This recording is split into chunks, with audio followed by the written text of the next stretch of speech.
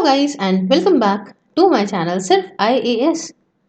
तो यहाँ पे हम अपनी विजन आईएएस करंट अफेयर की मैगजीन जो कि जनवरी 2021 की है उसे कंटिन्यू करते हुए आपके लिए कल्चर का टॉपिक जो ला रहे थे उसका पार्ट 2 और लास्ट पार्ट है जो आपके सामने मैं इस वीडियो में प्रेजेंट कर रही हूँ। तो आइए शुरू करने से पहले चैनल को सब्सक्राइब कर लीजिए, बेल आइकन को प्रेस करिए ताकि आपको रेगुलर अपडेट्स मिलती रहे। अब इसके अंदर पहला टॉपिक देखेंगे हम प्रबुद्ध भारत जनरल का। ये न्यूज में क्यों रहा है?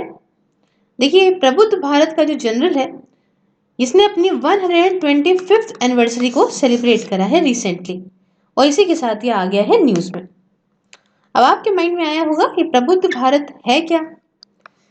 प्रबुद्ध भारत या अवेकन इंडिया ये एक इंग्लिश लैंग्वेज का मंथली जर्नल है जो कि रामकृष्ण मिशन का है। ठीक है, रामकृष्ण मिशन बड़ा फेमस है, याद है आपको। प्रबुद्ध भारत को फाउंड करा गया था 1896 में और इसको फाउंड करने वाले थे P Ayyasami, B R Rajam Iyer, G G Narasimhacharya, B V Kameshwara Iyer. Madras के अंदर जिसे वे चेन्नई है वहां पे इसको फाउंड करा गया था और at the behest of Swami Vivekananda, मतलब स्वामी विवेकानंद जी के कमांड पे इसे यहाँ पे जो है वो फाउंड किया गया था। ये एक सबसे ज्यादा चलने वाला मंथली इंग्लिश मैगजीन है हमारे देश के अंदर। देख रहे हैं आप 125th इसने एनिवर्सरी मना ली तो कितना लंबा हो गया। अब इसके अंदर क्या होता है?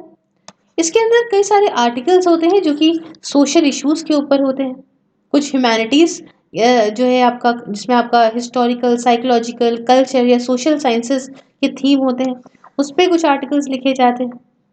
कुछ बड़ी बड़ी हमारी जो पर्सनैलिटीज हैं जैसे कि नेताजी सुभाष चंद्र बोस हो गए, बीजी तिलक मतलब बाल गंगाधर तिलक हो गए, सिस्टर निवेदिता, श्री अरविंदो, सर्वपल्ली राधाकृष्ण वगैरह ने जो है वो इस जर्नल में लिखा भी है। अब देखिए कुछ दूसरे पब्लिकेशंस जो कि हैं आपके रामकृष्ण मिशन से। एक चलता है आपका उद्बोधन जो कि एक बंगाली मैगजीन है, इसे स्टार्ट करा गया था हमारे स्वामी विवेकानंद जी के द्वारा जनवरी 1899 में, तो ये भी रामकृष्ण मिशन के अंदर ही चलती है। और दूसरा है आपका वेदांत केसरी, ये कल्चरल और स्पिरिचुअल मैगजीन है, ये भी इंग्लिश में है, इसको 1914 में स्टार्ट करा गया था। अब देखिए श्री रामकृष्ण विजयम एक तमिल मंथली मैगजीन है, इसको भी 1921 में स्टार्ट किया गया था। अब वही काफी पुरानी बात है लेकिन आप लोगों को बता देते हैं जिन्हें नहीं पता कुछ बात, हम यहाँ पे रामकृष्ण मिशन के बारे में करते हैं। देखिए रामकृष्ण मिशन जो है इसे कलकत्ता के पास जो है फाउंड करा गया था, अभी तो कोलकाता हो गया है, और इसे फाउंड करा गया था बच्चों विवेकानंद जी के द्वारा सन 1897 में, मतलब 1897 में। इसका टू फोल्ड पर्पस था। पहला इसका पर्पस ये था कि हमें जो वेदांता की टीचिंग्स हैं इन्हें हमें फैलाना है ना, जैसे कि भाई जो कि आपकी लिखी हुई है life of Hindu saint Ramakrishna ji के द्वारा 1836 से 86 तक के लिए रहे हैं, जानते हैं ये। और विवेकानंद जी इन्हें काफी मानते थे और वो इनके जो है वो गुरु भी थे। आपके जो ये संत रामकृष्ण हैं ये गुरु थे स्वामी विवेकानंद जी के, और इसीलिए इन्होंने बाद में जो है रामकृष्ण मिशन को जो है फाउंड करा कलकत्ता के पास 1897 में। समझ रहे? तो पहला पर्पस समझ गए कि हमें यहाँ पे जो टीचिंग्स हैं आपकी वेदांता की as embodied in the life of Hindu saint Ramakrishna, तो ये टीचिंग जो है हमें और लोगों तक पहुंचानी है। और साथ ही साथ हमें सोशल कंडीशन जो कि इंडियन पीपल की है उसे भी इम्प्रूव करना है। तो इन दोनों ऑब्जेक्टिव्स के साथ इन्होंने रामकृष्ण मिशन का जो है वो फाउंड करा इसको।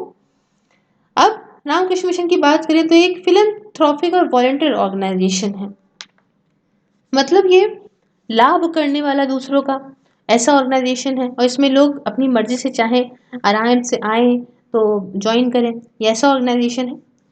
मिशन मोटो ये है इसका जो मिशन मोटो है ये है आत्मानो मोक्ष थम जगत हिताय छा, मतलब कहने का होता है, इसका मतलब होता है for one's own salvation and for the welfare of the world.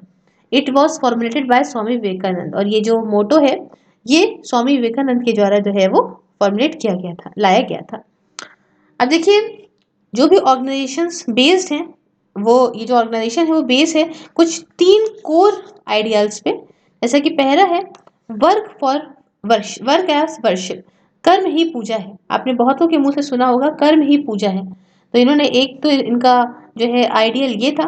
दूसरा था potential divinity of the soul, और तीसरा था हार्मनी ऑफ रिलीजन्स।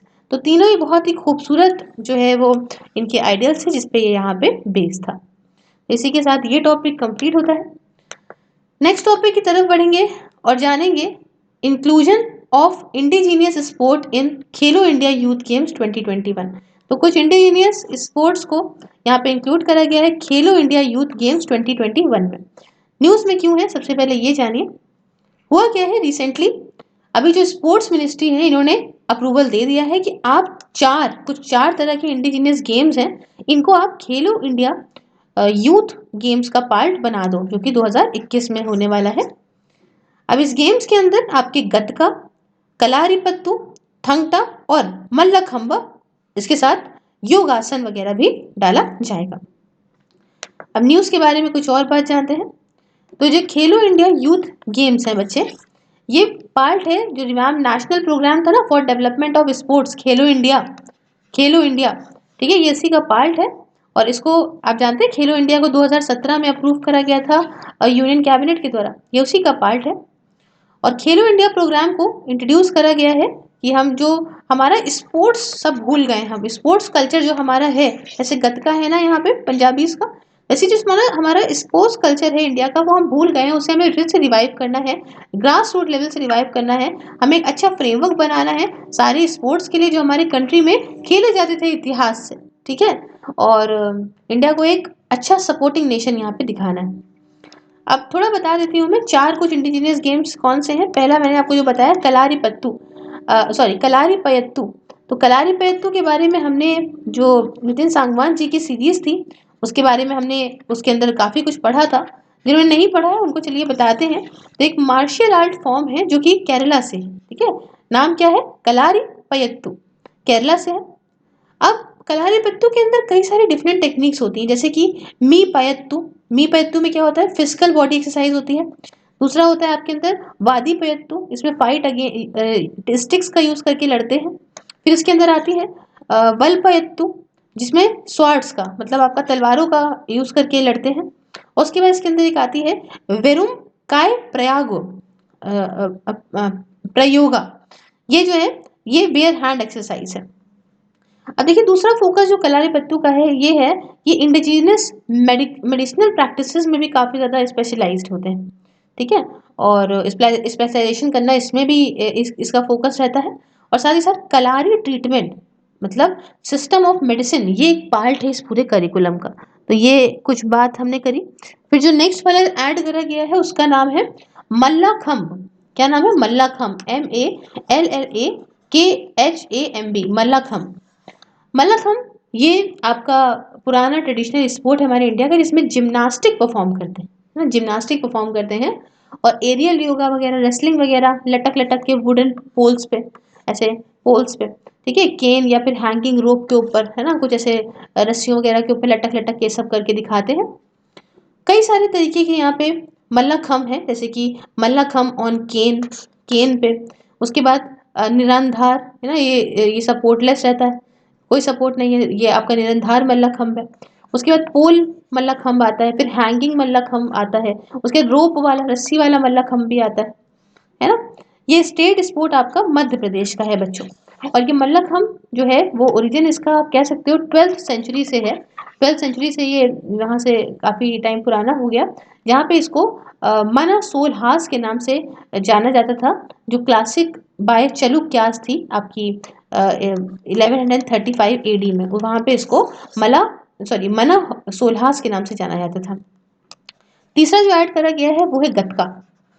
गतका ये एक फाइट स्टाइल है लड़ाई करने की, फाइट करने की, विद वुडन स्टिक्स, है ना, वुडन स्टिक्स से लड़ते हैं, जो कि आपके पंजाब से ये शुरू हुआ था आपका 15th सेंचुरी में, है ना।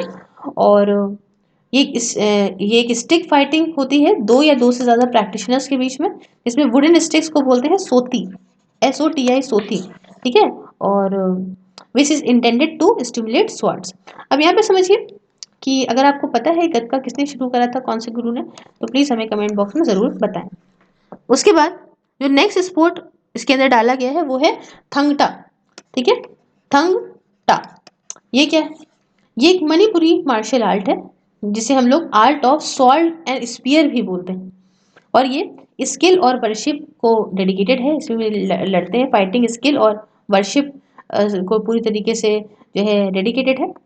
और इसमें जो है ये कई सारे एक्सटर्नल वेपन्स को इंटीग्रेट करती है, जैसे कि स्वॉर्ड है ना, तलवार वाला, स्पीयर हो गया, डैगर वगैरह हो गया, और international sorry with the internal practice of physical control that involve breathing methods. समझ रहे हैं, इसमें आपका अच्छी खासी प्रैक्टिस की जरूरत होती है, फिजिकली आपको खुद को कंट्रोल करना पड़ता है, जिसमें आपका ब्रीथिंग मेथड्स होते हैं, मेडिटेशन वगैरह, रिचुअल्स वगैरह सब कुछ इसके अंदर आते हैं। तो भाई यहाँ पे देख सकते हैं आप, चार्ट दिया हुआ है चारों जो स्पोर्ट्स हैं। पहला है कलारीपयट्टू, दूसरा है मल्लखम्ब, तीसरा है गतका और चौथा है थंगटा। तो यहाँ पे हमारा होता है ये कल्चर का topic complete. If you like the video please like the video, share with your friends, subscribe your channel सिर्फ IAS, and if you want to follow me in any other social media platform, link is in the description. Along with this, if you want to join my membership, just press the join button and enjoy the various perks. Thank you so much for discussion. Have a wonderful day ahead. Take care.